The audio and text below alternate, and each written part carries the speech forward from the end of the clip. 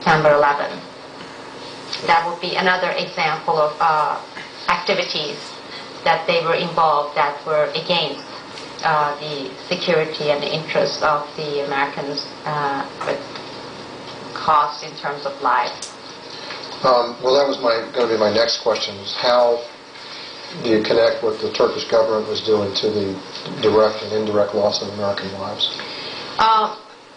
One example of this would be with Brewster Jennings, for example, just selling that information and getting that information out in the hands of those foreign entities, including Pakistan.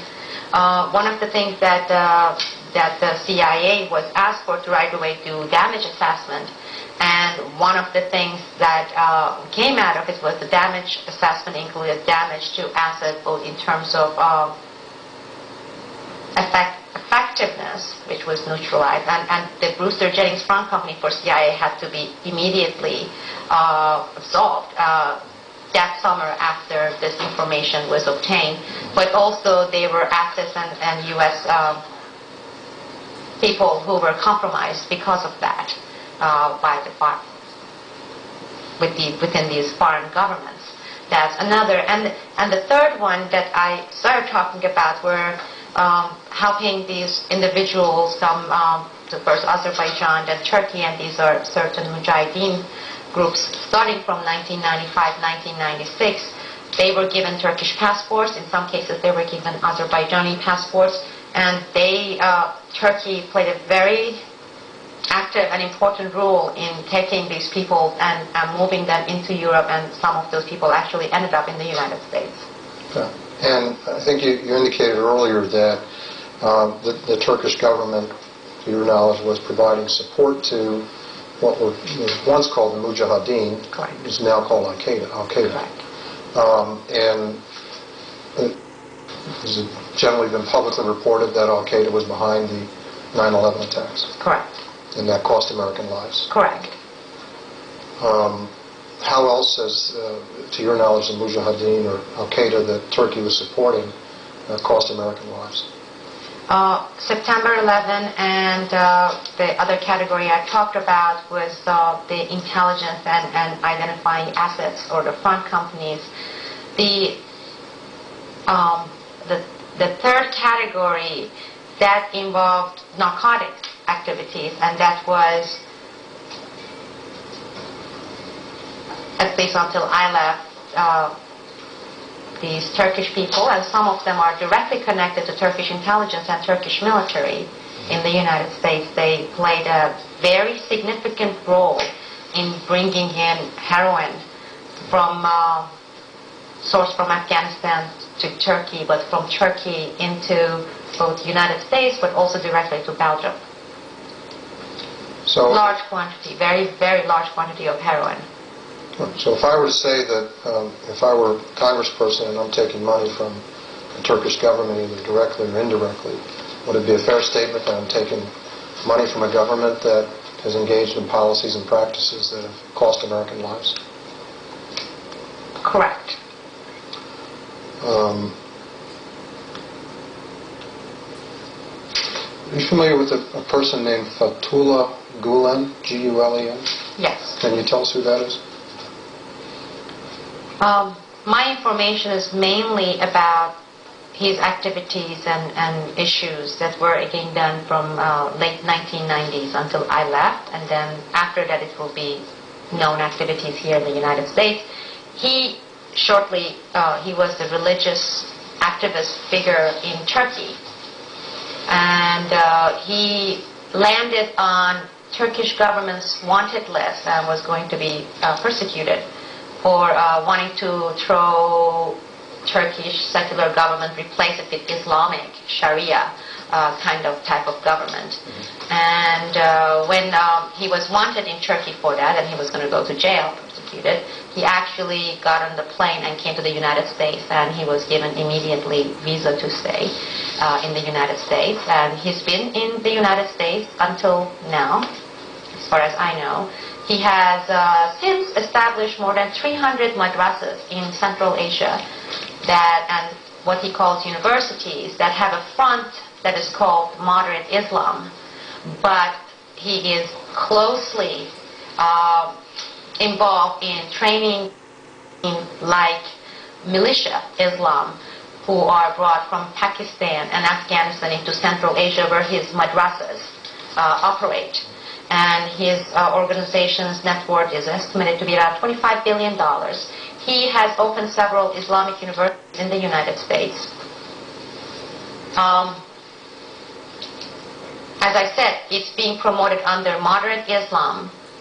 It is supported by certain U.S. authorities here because of the operations in Central Asia.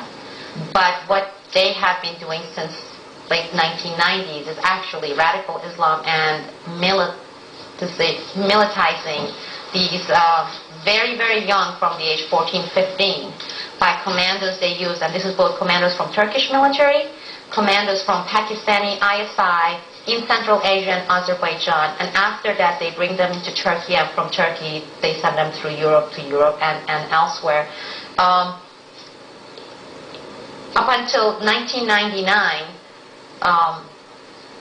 the Turkish both government, also paramilitary units in Central Asia, they operated under the groups that call themselves Grey Wolves ultranationalists, and their method was, assassination of certain leaders in these Central Asian countries and militarizing, but not through Islam. But after this scandal that took place in Turkey, Susurluk scandal,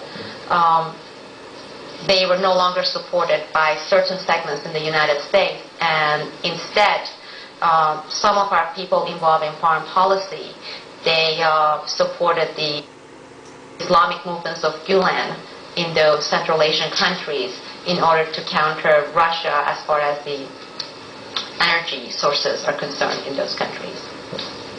How is it, if you know, how is it that Gulen is allowed to be in the United States visa? Let me ask a different question. Okay. I'm sorry. Is that an individual based on what you told me that you would consider a threat to U.S. interests? 100%, absolutely. And if you know, how is it that he's allowed to be in the United States? Because part of what he has in terms of a deal with certain segments in the United States is furthering the interests of the people who are interested in the energy sources in Central Asia, and that is the whether it's oil or whether it's natural gas, and basically it's a fight. The best way to describe it is Cold War is not over. It's a continuation of Cold War over those nations, and what we did in Afghanistan in early 1980s with Mujahideen, we have been doing now in Central Asia by using Islam and extremism and these madrasas and Pakistani and Afghani elements to fulfill certain stuff in terms of those resources to certain business interests here. Did you say that Gulen had set up schools in the United States? Yes. Are some of those in Cincinnati, if you know? I'm not sure. I know of some in Texas. I know one in Virginia, but I don't know. They are multiplying and they're spreading rapidly, his Islamic madrasas or universities everywhere. So I haven't kept track of the locations. I don't know. I assume that, well, let me just ask you, and I'm not trying to put you on the spot. You can't answer, just tell me. Would you tell me who the congresswoman is that we... I would have, and it wouldn't be because of classification, I don't believe. If in case this congressional person did not bend under the pressure, in case I just don't want somebody's innocent person's reputation destroyed, because I don't know if this person complied with whatever she happened to be blackmailed later. I think All right, well, that's fair enough. From what you told me, that the people you've identified, the people that you've talked about today, you're certain about. Yes. And what you told me today about those people is not based on speculation. No. Give me one moment, please.